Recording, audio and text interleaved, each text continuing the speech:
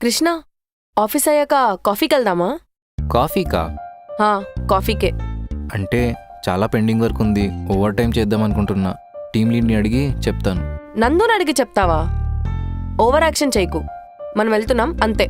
ఇంతలా చెప్పాక రాకుండా ఉంటానా? వెళ్దాం. మూసుకొని పని చేసుకో. దీని మూడ్ స్వింగ్స్ ఏంట్రా బాబు, నిన్నేమో మీద పడేసింది, ఈరోజేమో కాఫీ అంటుంది. కృష్ణ, వెళ్దామా? అప్పుడేనా? పద.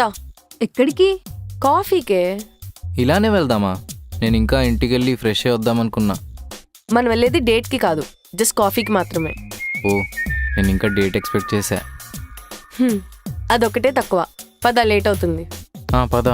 నందు, నువ్వు వర్క్ మెల్లగా కంప్లీట్ చేసుకొని సేఫ్గా ఇంటికి వెళ్ళు. రేపు కలుద్దాం, ఓకేనా? బాయ్.